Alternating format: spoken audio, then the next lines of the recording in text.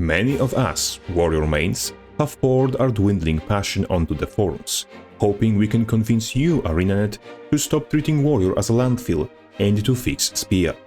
However, forum posts are good at communicating that something's bad, not as much as explaining why exactly it is bad and how could that be possibly remedied. Henceforth, I make this video.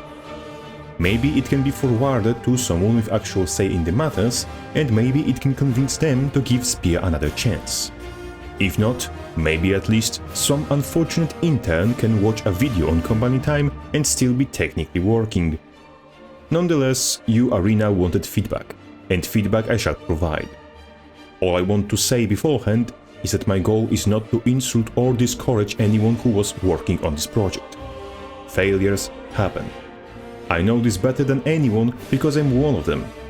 However, we can't just leave a failure as it is, because it will drag down everything it is attached to. Let's go through the skills and address the design flaws. First, the auto attack, Mighty Throw. It is a regular ranged attack, but it hits in 180 radius around initial target.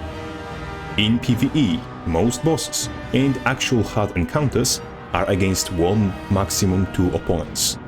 And in pretty much every fight with adds, the mechanics of the fight demand for the add to be kept as far from the boss as possible. In PvP, meanwhile, players are already conditioned to stay a safe distance from each other because of omnipresent AoE damage and CC skills like Chronos and Spectre's Elite Wells, Engineer's Hammer 5, Ranger's New Storm Spirit, and so on and so forth. Not to mention, Warrior's main use in PvP is to contest sides, where he usually finds itself in 1v1 situations. And even when you're fighting a pet class like Ranger, because its pet is usually chasing you and Ranger is usually kiting away, they are very unlikely to be close enough to each other, so that your spear auto can graze both the player and his pet. Not to mention Soul Beast exists. Spear Auto's AoE does not impact raids, strikes, or even field boss fights, no PvP or world reward roaming whatsoever. It only has application in clearing trash mobs in open world or fractals, where every warrior weapon already does well enough, or potentially could be used in world reward Zeg fights. However, with amount of projectile denial in the game, you will still have to use Signet of Might for unblockable attacks. And when you do this, you might as well run a proper Gunzerker build and two-shot some people instead of trying to whittle them down with spear as they keep getting healed back up. Spear auto AoE does not impact anything in the game. It exists with sole purpose of making up a reason for spear mechanic to exist. Said mechanic is the main and biggest pain point for warrior mains, from which most flaws of spear's design originate from. Spear's skill 1, 2 and 5 supposedly lose effectiveness with range. However, they don't. As I already explained, spear auto AoE completely doesn't matter. Skill 2 only has harder time hitting its follow-up damage, which is negligible in comparison to its initial damage, and skill 5 only gets longer delay, which doesn't change skill's overall power, only make it feel worse to use. In total, the mechanic in question has completely no substantial impact on Warrior's gameplay. It could be completely stripped from the weapon, and most people either wouldn't notice or would be just happy that weapon skills no longer behave inconsistently. I know it hurts to be told that removing a mechanic you made would improve the design, but that's unfortunately the harsh truth in this case. The consistency of skill behavior is a big point of contention here, as due to Warrior's minimalistic VFX, the skill's intended behaviors aren't well telegraphed. Maiming Spear, for example, if it wasn't written on the tooltip that skill loses aftershock radius with range, I'd simply assume that hit detection is somehow bugged, because shockwave animation isn't obnoxious enough to make it clear that it loses size. Without paying close attention, the skill casted further away seems to only look smaller because it is farther away, not because it's actually smaller. And on top of that, range scaling on Maiming Spear doesn't make much sense either. The aftershock deals half the damage initial hit does, and it's unlikely to catch anyone by surprise because it comes after the initial hit. It's not a lingering AoE, it's less obnoxious than Necros Max, and it doesn't even apply the same cripple initial hit does. There is no reason to nerf this skill's weaker portion. It only happened because someone was told to make a mechanic without ever getting creative. To close complaints regarding Spear mechanic, let's look briefly at the skill's 5 scaling. Spear Marshal's support does the same amount of hits, at the same damage, in the same size AoE, no matter the distance. It only scales the delay before spears start falling onto the target. Changes between range thresholds aren't gradual. From 599 to 600 is one grokking pixel, but it makes delay half a second longer. Once again, static delay would make everything better, as it would remove the inconsistency. The Warrior Spear mechanic is at its best unnoticeable, and at worst, makes spear skills feel inconsistent and unresponsive. It deserves to be removed or replaced with something entirely different. Moving onwards, Spear Swipe. I was initially unimpressed with it, but after prolonged exposure, I came to the conclusion that it needs very little changes to meet expectations. You see, its main downside is that no matter what way you're facing, you will always move in opposite direction from your target. If you want to close the distance instead with other skills like Brutal Shot, you can use About Face control option to turn around, roll in the direction of your opponent, and then turn again, in a reasonable amount of time. Attempting the same with Spear Swipe will still send you away from your target or fail whatsoever. In my opinion, all skills with forced movement should follow the same input format as dodges do. If you press dodge button, your movement inputs control the direction of where you are going, and I'd be thrilled to see similar freedom of choice regarding the direction I throw myself with Spear Swipe, Brutal Shot or Dragon Spike Mine. Besides that, Spear Swipe wouldn't need mechanical changes, as its knockback doesn't really send people away so much as it sends them onto the floor, so using Spear Swipe as an approach or mix-up tool would still be very much possible. Only thing I'd suggest is lowering the cooldown. 15 seconds on Spear Swipe, as if it was stronger than full counter, is kind of ridiculous. That forwards us to Disrupting Throw. This skill being difficult to land is not a point of contention for me, but many people on forums correctly pointed out that plethora of ranged CC doesn't need to be manually aimed. Other than that, if Ranger's point-blank shot has half a second cast time, why Disruptive Throw, as a ranged, ground-targeted skill shot, has to have 3/4 of a second? It is already harder to land, has travel time, 15 seconds of cooldown, and less obnoxious CC than majority of ranged control options in the game. Why does it also need longer cast time? Moving on to Spear Marshal's support. Why can this skill be completely avoided by simply running in a straight line with no swiftness or super speed? Spear Marshal's support only properly deals damage against stationary or crippled targets, and up to half of it often fails to connect even with targets just strafing left to right. It can only land if you set it up with CC, making the thing essentially a ranged version of 100 Blades, in comparison to which it also deals less damage while having over twice the cooldown. Moving on to burst skills. Carrier's Toss is a small damaging AoE with evasion on cast that prevents movement for the casting duration. With static, not scaling evasion on cast, this skill benefits Spellbreaker's survivability more than the others, as he can utilize cooldown resets from full counter to maximize his evasion, whilst benefiting from reduced need for adrenaline to do so.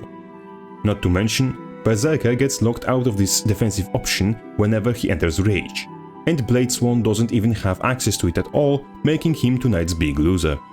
This being relatively quick, ranged burst skill makes applying Magebane Tether easier both in teamfights and 1v1s, as no longer you have to deal either with melee or flows of rifle and longbow core bursts. And now, a cherry on top. Wild Throw, the Primal burst. It is a successful sabotage attempt to prevent Berserker from using Spear. A 2.5 seconds of an animation, during which you throw a bunch of spears at somebody. It seems good on paper, until you realize that it is a power damage burst with no defensive properties whatsoever and very similar power damage to Flaming Flurry, the Primal burst that applies 6 stacks of burning and blocks projectiles from front, all the while having shorter cast time. With no defensive effect whatsoever, Wild Throw ends up in the category of skills that only function properly if your opponent doesn't know how to or cannot pressure you back, henceforth against new and crowd-controlled players. I'll allow myself for a short side tangent regarding Primal Burst skills here. There seemed to be a consistent theme with Primal Bursts being essentially slightly tweaked versions of core bursts. Gunflame is just killshot that doesn't root you in place but doesn't pierce. Flaming Flurry is just flurry but ranged and with no immobilize. Scorched Earth is more condensed, smoldering arrow with different shape of the fire field. And skills that were diverging from this pattern, mainly Arc Divider and Rupturing Smash, were eventually updated to closer resemble functionality of original core bursts. Up until Soto, where Slicing Maelstrom was introduced, Primal Bursts were supposed to be tweaked versions, essentially side grades, of core bursts. With Slicing Maelstrom, you made Dagger worse, by attaching to it a skill that doesn't work in its own context. And you repeated the same mistake with Wild Throw. Instead of singular burst of damage, it is a sustained damage tool, making it worse in a burst combo, and Power Zeke's only current upside are his burst combo capabilities. Please, stop trying to reinvent the wheel when you're making Primal Bursts. Just take Core Burst and tweak it a little like you did originally. So far, Spear's damage capabilities are incredibly dependent on locking targets down with CC and bursting them down before they can recover from aforementioned CC, which is itself a toxic playstyle and fun for whoever ends up on the receiving end of 5-button kill combo. But it also hinges on Spellbreaker's survivability from full counter, combined with his ability to remove stability off of targets before attempting to CC them. Spear, in total, is a bare-bones, plain and uninteresting design, attempting poorly to cover that fact with a mechanic that has no substantial impact on the gameplay. However, it can still be salvaged without the need to start over from the beginning. I will now provide an example of what I would do. Don't treat it as a demand, it is just an example. I would remove range scaling from all things, make auto-attack single target, and Maiming Spear default to the biggest aftershock radius it has. And instead of scaling with range, I'd go to Sword's Offhand for its impaled effect and make Spear mechanic around similar thing. You see, spears as thrown weapons are kind of known for sticking into targets until they break or are removed. Henceforth, I'd make a copy of impaled effect and stick it onto some of Spear's skills, while making other skills gain additional effects when hitting impaled targets. On its own, effect would apply 1 stack of vulnerability for 3 seconds every 1 second, and make every attack against it generate 1 extra adrenaline, and make all Spear skills pulse on hit that AoE which was previously baseline on auto attack, but now with a stack of bleeding and vulnerability on it, for all targets including the first. All for that crit increase from deep strikes. This effect would last for 4 seconds, but Spear hits against impaled foe would prolong that effect by half a second each. Idea is that instead of breaking Spear like a caveman, Warrior splits Spear he previously lodged into the target with another Spear, like that famous archer trick of splitting an arrow, just in more brutal context. Aiming Spear, I wouldn't change any further than removing its scaling. For a spammable AoE, it is fine. Spear Swipe, as I suggested previously, I'd make it move the way you are moving, just like Dodge does, whilst still targeting the swipe the same way it does currently. Hitting this on impaled target would consume the effect to improve knockback onto 1 second of knockdown, sort of like NG Spear 4 does, but less strong. Disruptive Spear would be ranged way of applying impaled. Yeah, I know it pierces, but let's be honest. No one's going to bat an eye that 47th Spear pulled from someone's back pocket isn't behaving 100% realistically. If target is already impaled, this skill will allow you to rip the spear out, just like you can with Sword Impale, and apply the same burst of power damage combined with Might Generation. Spear Marshal's support I'd replace completely. It is the only skill so scuffed I doubt it can be salvaged, and its current state just softlock Spear into CC-reliant playstyle. Instead, I'd make it into a targeted leap, ending up with a thrust, which can be accomplished by taking Savage Leap animation, putting Spear in Warrior's hand instead of Sword, and just making him fly a little further. And if you can, attach whatever targeting upgrade you did to Rush to this thing as well. This skill would deal less damage than Rush, but impale the target hit, and self-apply Fury to justify Rush adjacent cooldown. When hitting a target that's already impaled, the skill would automatically rip the previously lodged weapon, dealing rips damage, self-applying that might, and restoring 6 seconds from cooldown of whichever skill originally applied the effect, whether that was Spear 4 or Sword 4. I'd call it Impaler's Lunge or something equally unimpressive, but I'm bad with naming conventions, so if you have a better idea, then I won't complain. In case of Harrier's Toss, I'd just allow Warrior to move normally while in the air. If full counter allows you to move, this should as well. Also, I will change the animation so that projectile is thrown slightly earlier in the animation to improve consistency of landing this otherwise difficult to hit skill.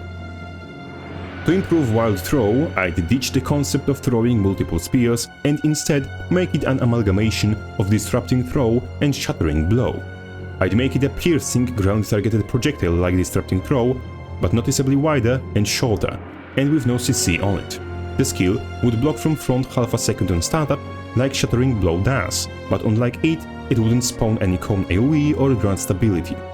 Being a single-hit AoE with defensive portion, Wild Throw would be much closer thematically to its core counterpart, and wouldn't suffer from all the downside of long, telegraphed attack animation. With that, I shall conclude my rambling. At this point I either made a point or a fool of myself, and there are still many people on the forums with valid arguments and ideas worth considering.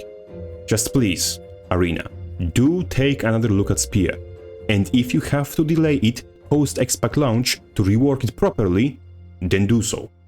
It will be better than releasing Spear in the state it currently is, and we, Warrior Remains, will understand. With all that said, Crabface out.